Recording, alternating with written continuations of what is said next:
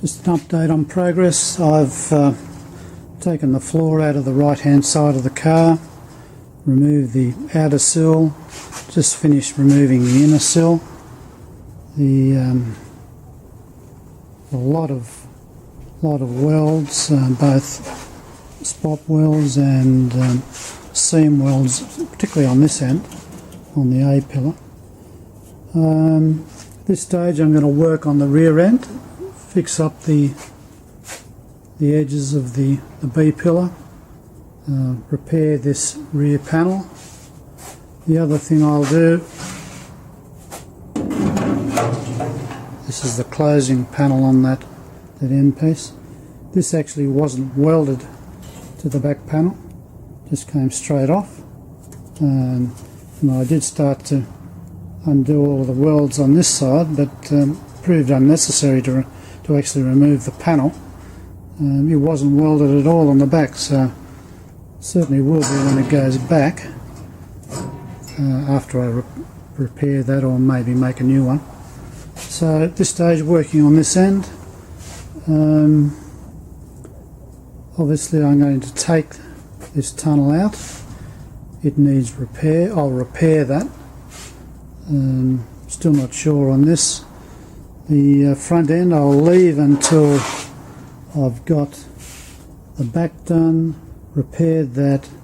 Got to do a little bit of repair on some of the flanges on this. This panel here I am going to take off. It's actually dented in quite a few places along the side. Now I could fill that with lead, but when you take the inner sill off and you look inside, it actually does have rust on the bottom end of this. Now you wouldn't know that until you remove the sill. So I guess this is a problem that people have when they decide, oh look, the sills are gone, I'll replace the sills. Unless you can see in there, and the only way to see in there properly is to have the car upside down. Even then it's hard. You can actually see inside these panels and see where the rust has actually gone from the sill into the panel. In this case it has on the bottom. As I say, you wouldn't know about that. The fellow I bought this off was replacing the outer sills, which had been rusted out. That's all very good, and he'll repair that and he'll sell that car on, but you wonder what was the condition of the panels inside. That's why I actually prefer working on this, because I am pulling it all apart anyway, and I can check every panel inside as well as out.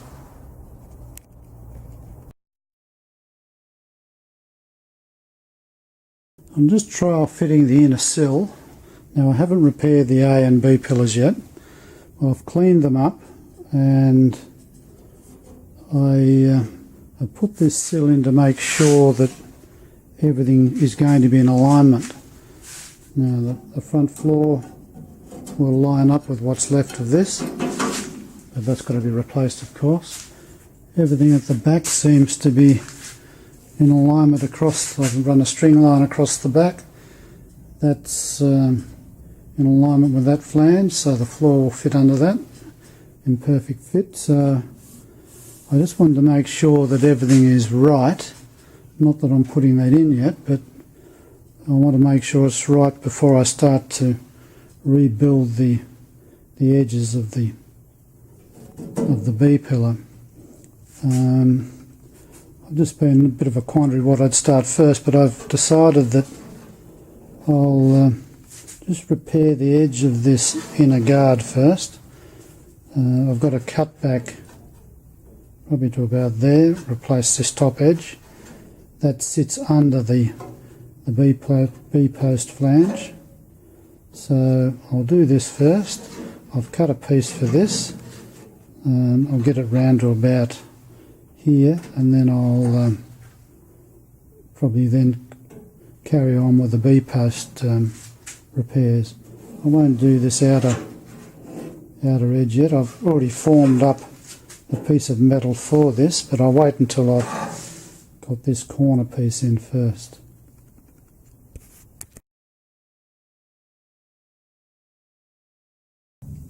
Now the right hand door always needed repair. It's should be able to see the holes here where it's had a repair at some stage with a dent puller. Typical dent puller repair, pretty rough, and didn't get all the dents out. Now you could say I could repair that. Well, it actually even goes up into here. Problem is it's also rusted down on the leading edge of the window and also underneath. So I'm going to actually reskin the door rather than try and repair it. The reason I'm doing this now is that I'm working on the right hand side of the car, and this is also one of the key pieces that is needed to make sure everything's properly aligned. Now, I learned a long time ago when you rebuild cars, which is really what this is, you actually have to make sure everything fits during the building process. You don't do, fix the door up independently of the door frames and everything, and then have it all nicely completed and painted, and then find out it doesn't quite fit right. So I've learnt that you always fit the doors as part of the restoration process, and before you do any sort of finishing on the body. So that's why I'm going to pull this off, reskin it, repair the frame. Seems to be in a reasonable condition. Maybe the flanges are a little bit out, a little bit of surface rust on the bottom, but it's not too bad, not as bad as the outside. So I'll pull this skin off. I've got some skins on order. In fact, they're on their way across America at the moment. Actually, they're travelling through the state where this car came from, Kentucky, as of this morning. So on their way to Australia, which is a bit ironic. So the new doors will pass through the place where the old doors resided for many years. One question for anyone that's watching this. These tabs on the bottom, now they are obviously put there for a purpose. The purpose I can't quite fathom at the moment, unless that's where the drain holes are behind that. That might be, I can't tell that till I take that off. But I just wonder what these are for. They, even this one seems to, it doesn't go past the edge of the door frame, but they look pretty crude. But anyway, if someone could tell me what their purpose is, I'd really like to know. As when I take it off, maybe I'll find out. But I'm sure someone's seen that before. I mean, anyone that's got an E Type will know if they're on there. So anyway, if someone could resolve that for me, that'd be great.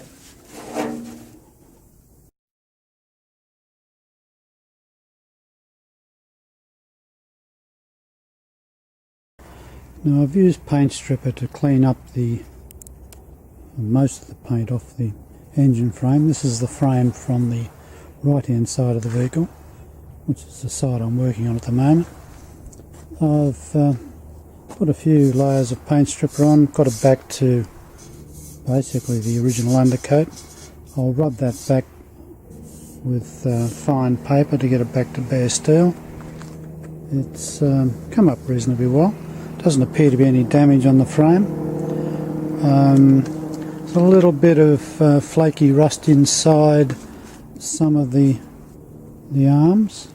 Now I've actually drilled the holes a little bit larger to get that out, and there wasn't a lot, but it's all come out once I've enlarged the holes, and I've filled the channels with rust converter.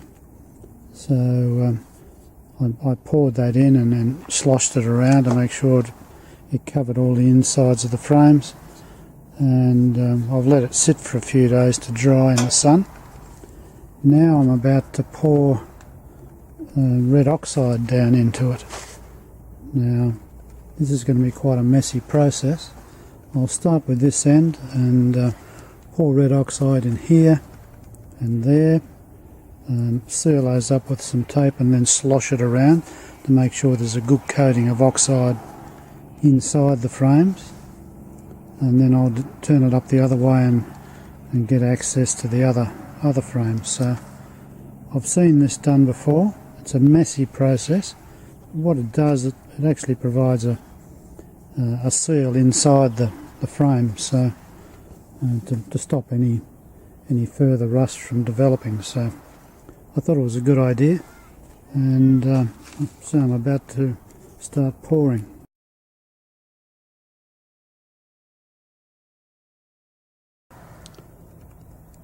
Now, as I said, this is a really messy process. Paint's still dripping out, quite a lot of paint on the ground. I put, let's say, a lot of paint inside. You could hear it sloshing around as I twisted and turned the directions of the frame. So it will have coated all the interior of the frame with red oxide. Now, I probably still need to tip that a bit more to get more paint out. I'll let it sit for a while. It's sitting up the right way, so the paint will drain to the bottom of the rails and provide the thickest coating there, and then I'll gradually tip it one way or the other to see if any more liquid paint comes out. It's going to take days and days to dry, but I'm quite satisfied that the approach really should preserve the interior of the frame.